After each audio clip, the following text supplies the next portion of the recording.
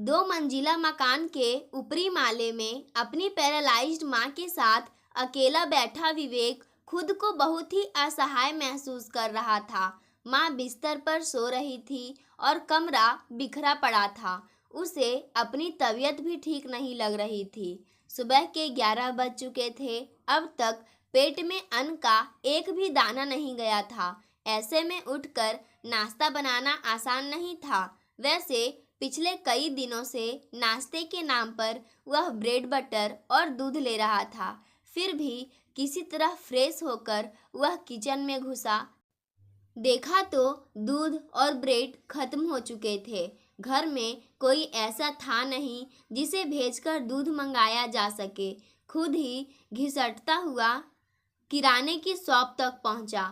दूध, मैगी और ब्रेड के पैकेट खरीदकर घर आ गया। अपनी पत्नी अनुपमा के जाने के बाद वह यही सब खाकर जिंदगी बसर कर रहा था। घर आकर जल्दी से उसने दूध उबालने को रखा और ब्रेड सेकने लगा। तभी माँ ने आवाज़ लगाई, बेटा जल्दी आ, मुझे टॉयलेट लगी है। विवेक ने ब्रेड वाली गैस बंद की और दूध वाली गैस थोड़ी हल्की करके माँ के कमरे की तरफ भागा। तब तक माँ सब कुछ बिस्तर पर ही कर चुकी थी। उनसे कुछ भी रोका नहीं जाता। ये सब देखकर वह माँ पर चीख पड़ा, क्या माँ, मैं 2 सेकंड में दौड़ता हुआ आ गया, पर तुमने बिस्तर खराब कर दिया। अब यह सब बैठकर मुझे ही धोना पड़ेगा। काम वाली भी तो नहीं आ रही ना। माँ सकपका गई। दुखी नज़रों से उसे देखती हुई बोली, माफ़ कर देना बेटा, पता नहीं कैसी हालत हो गई है मेरी। कितनी तकलीफ देती हूँ तुझे, मैं मर क्यों नहीं जाती। कहते हुए वह रोने लगी थी। ऐसा मत कह माँ। विवेक ने माँ का हाथ पकड़ लिया। पिताजी पहले ही हमें छोड़कर जा चुके हैं और भाई दूसरे शहर चला गया। मेरी पत्नी अनुपमा किसी और के साथ भाग गई। अब मेरा है ही कौन तेरे सिवा। तू भी चले जाएगी तो मैं पूरी तरह अकेला हो जाऊंगा। बोलते समय विवेक की भी आंखें भर आई थी। उसे अनुपमा की याद तड़पाने लगी थी। अनुपमा थी तो सब कुछ कितनी सहजता से संभाले रखती थी।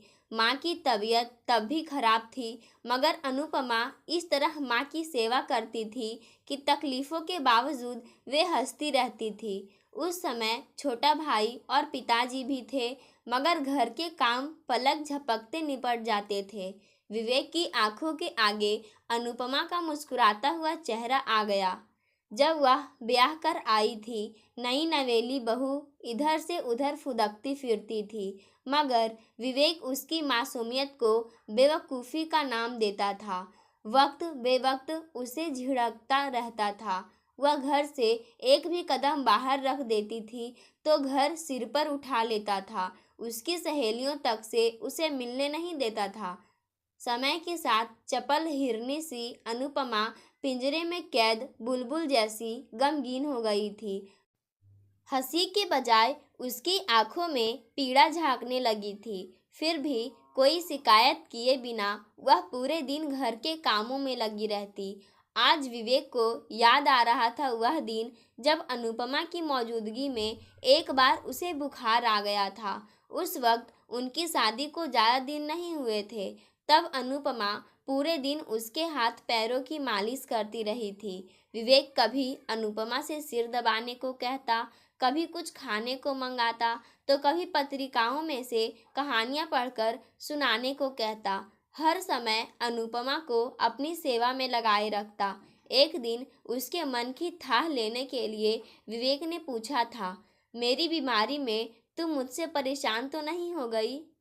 कहीं तुमसे मैं ज़्यादा काम तो नहीं करा रहा हूँ? उस समय अनुपमा ने कुछ कहा नहीं, केवल मुस्कुरा भर दिया। तो विवेक ने उसे तुलसीदास का दोहा सुनाते हुए कहा था, धीरज धर्म मित्र आरु नारी, आपत काल परखिए चारी। जानती हो इसका क्या मतलब है? नहीं तो आप बताइए क्या मतलब है? अनुपमा ने गोल गोल आंखें नचाते हुए पूछा।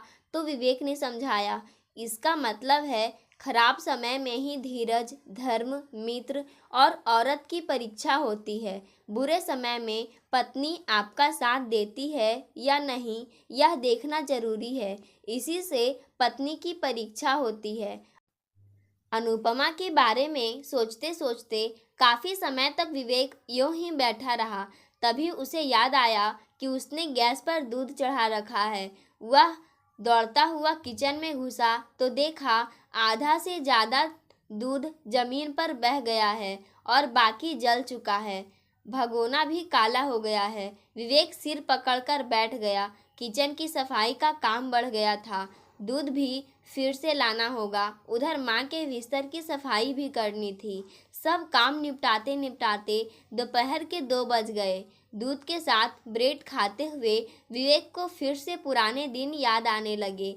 अनुपमा को उसके लिए पिताजी ने पसंद किया था। वह खूबसूरत, पढ़ी लिखी और सुशील लड़की थी, जबकि विवेक कपड़ों का थोक विक्रेता था। घर में रुपये पैसों की कमी नहीं थी, फिर भी अनुपमा जॉब करना चाहती थी। वह इस बहाने खुली हवा में सांस लेना चाहती थी, मगर विवेक ने उसकी यह गुजारिश सिरे से नकार दी थी।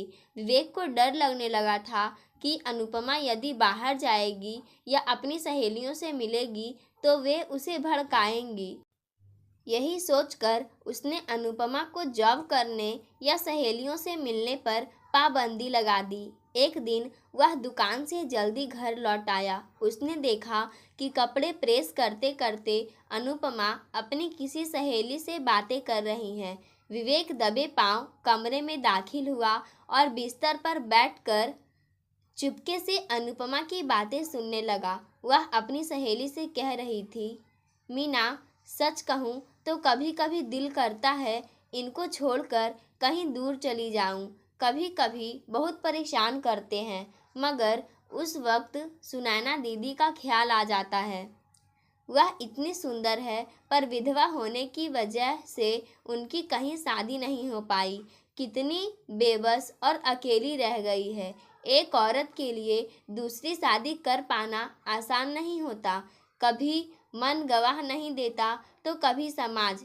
एक बात बताऊं मीना, अनुपमा की बात पूरी भी नहीं हुई थी कि विवेक चीख पड़ा, अनुपमा, फोन रखो, मैं कहता हूँ फोन रखो। डर कर अनुपमा ने फोन रख दिया। विवेक ने खींचकर एक झापड़ उसे रसीद किया। अनुपमा बिस्तर पर बैठकर सुबकने लगी। विवेक ने उसके कानों में तुलसीदास का दोहा बुदबुदाया, ढोल गवार शूद्र पशु नारी, ये सब ताड़न के अधिकारी। अनुपमा ने सवालिया नजरों से विवेक की ओर देखा तो विवेक फिर चीखा, जानती हो इस दोहे का मतलब क्या है? नहीं जानती ना? इसका मतलब है कि औरतों को अक्ल सिखाने के लिए उन्हें पीटना जरूरी होता है। वे ताड़न की अधिकारी होती है और मैं तेरी जैसी औरतों को पीटना अच्छी तरह जानता हूँ। पति की बुराई मोहल्ले भर में करती चलती हो, सहेलियों के आगे बुराइयों का पोथा खोल रखा है, छोड़कर जाएगी मुझे? क्या कमी रखी है मैंने? जाहिल औरत, बता क्या कमी रखी है? कहते हुए विवेक ने गर्म प्रेस उसकी हथेली पर रख दी। अनुपमा जोर से चीख उठी। बगल के कमरे से पिताजी दौड़े आए। बस कर विवेक, क्या कर रहा है तू? चल, तेरी माँ दवा मांग रही है। पिताजी विवेक को खींचते हुए ले गए। फिर अनुपमा देर तक नल के नीचे बहते पानी में हाथ रखी रोती रही। उस दिन अनुपमा के अंदर कुछ टूट गया था। यह चोट फिर कभी ठीक नहीं हुई। उस दिन के बाद अनुपमा ने अपनी सहेलियों से भी बातें करना छोड़ दिया।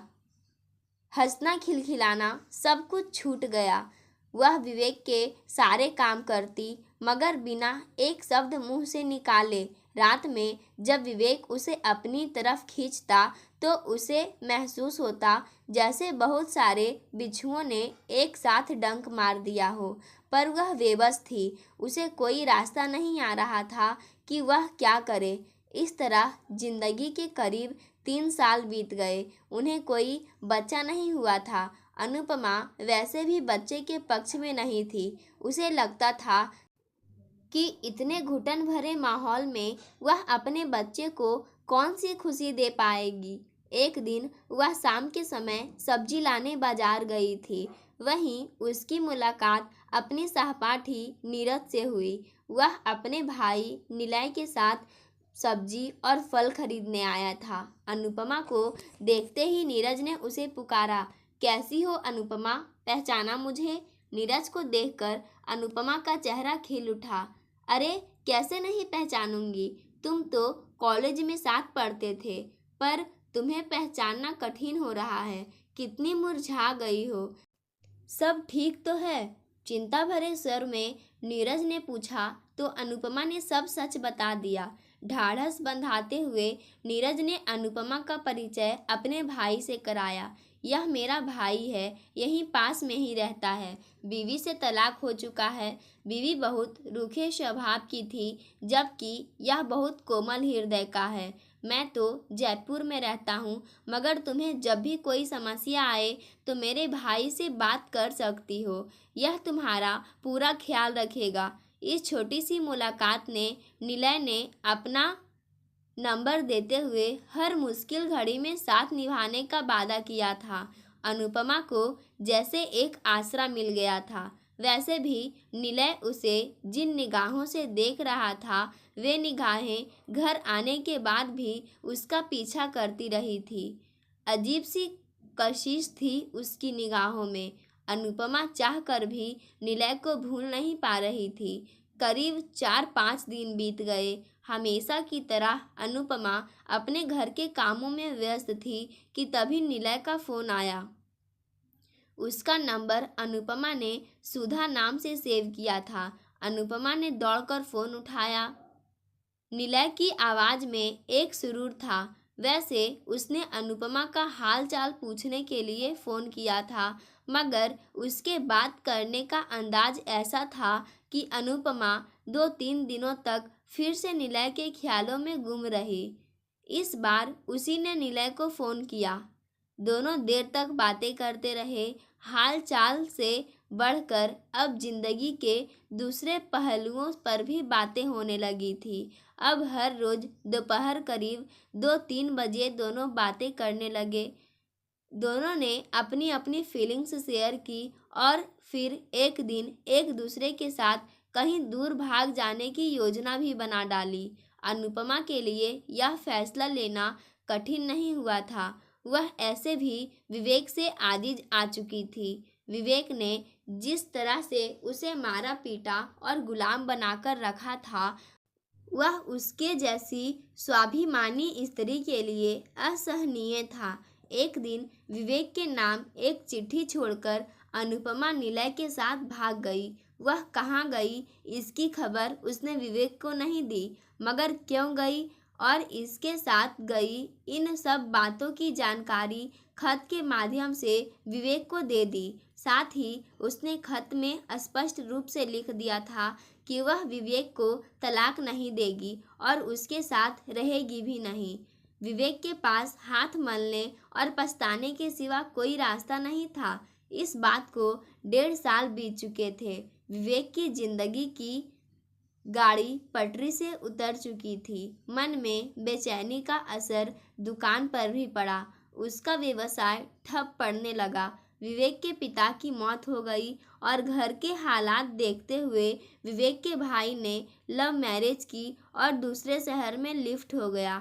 अब विवेक अकेला अपनी बीमार माँ के साथ जिंदगी की रेतीली धरती पर अपने कर्मों का हिसाब देने को विवश था। पाठकों, आज की ये कहानी यहीं समाप्त होती है। धन्यवाद।